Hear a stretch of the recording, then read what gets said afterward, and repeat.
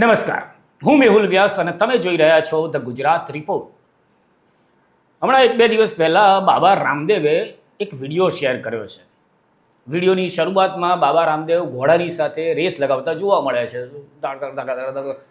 લગભગ 51-52 જેટલા પગલાં સુધી ઘોડાને હંફાવ્યા બાદ બાબા રામદેવ એકદમ ઘોડાથી પાછળ રહી જાય છે. ઘોડો આમ આગળ નીકળી જાય છે.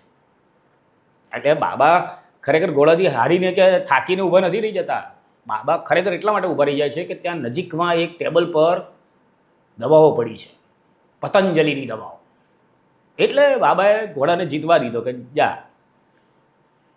હવે સુપ્રીમ કોર્ટે તો પતંજલિની ભ્રામક જાહેરાતો બાબતે બાબા રામદેવને ઘણા યોગ કરાવ્યા છે, પણ આ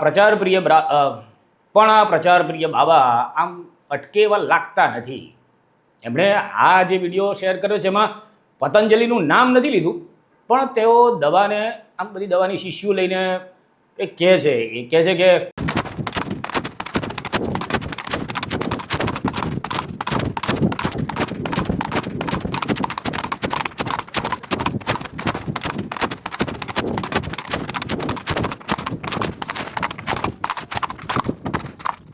घोड़े की तरह तेज दौड़ने की ताकत, स्ट्रॉन्ग इम्यूनिटी और एंटी एजिंग पावर चाहिए तो इम्यूनोग्रिट गोल्ड और स्वर्ण शिलाजीत खाइए. तो ये हुआ एवर यंग रहने का मंत्र. ઘોડાની જેમ તેજ દોડવાની તાકાત, સ્ટ્રોંગ ઇમ્યુનિટી અને એન્ટી એજિંગ એ પાવર જોઈતો હોય તો ઇમ્યુનોગ્રીડ ગોલ્ડ અને સ્વર્ણ શિલાજીત ખાઓ. ઓકે, હવે બાબાનો વિડીયો જોઈને પ્રશ્ન થાય કે બાબા આ અત્યારે મોંઘવારીના જમાનામાં લોકો ગધેડાની જેમ કામ કરી રહ્યા છે, મહેનત કરી રહ્યા છે, તોય પૂરું થતું નથી. તો આ ઘોડા સાથે દોડવાની કોની ઈચ્છા હશે?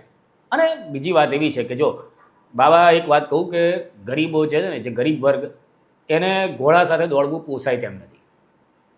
જે મધ્યમ વર્ગ છે એને ઘોડા સાથે દોડવાનો સમય નથી, એટલે બસ એવો ટાઈમ જ નથી કે ઘોડાને લાવે ને એની સાથે દોડે.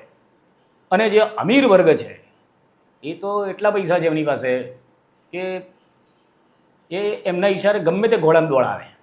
એટલે ટૂંકમાં તમે જે આઈડિયા બનાવો તમારી દવાનું નામ લીધા વગર તમે પ્રચાર કરવાનો, એ મને લાગે છે કે કંઈ જામ્યું નહીં. દાદા પણ બાબા મને એક પ્રશ્ન એવો છે, અને દર્શક મિત્રો તમને પણ મારે આ પ્રશ્ન પૂછવો છે કે આમ સામાન્ય રીતે મેં એવું જોયું છે કે જ્યારે શારીરિક સંબંધની વાત આવે ને એમાં પુરુષની તાકાત વધારવાની હોય તો એ સંદર્ભમાં મોટે ભાગે શિલાજીત ખાવાની સલાહ આપવામાં આવતી હોય છે.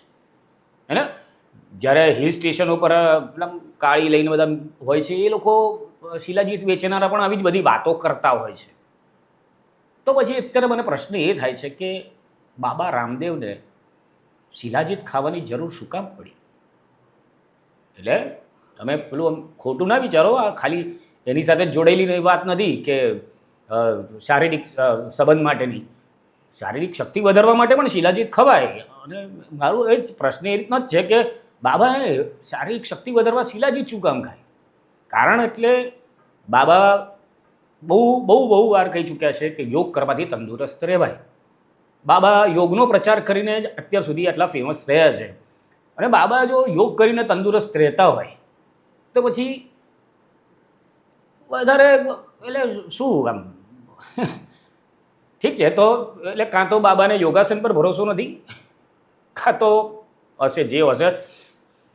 તમે શું માનો છો? તમારું શું માનવું છે તે કોમેન્ટ કરીને જણાવશો. પછી વિડીયોને લાઈક કરશો, ચેનલને સબસ્ક્રાઈબ કરશો. આભાર.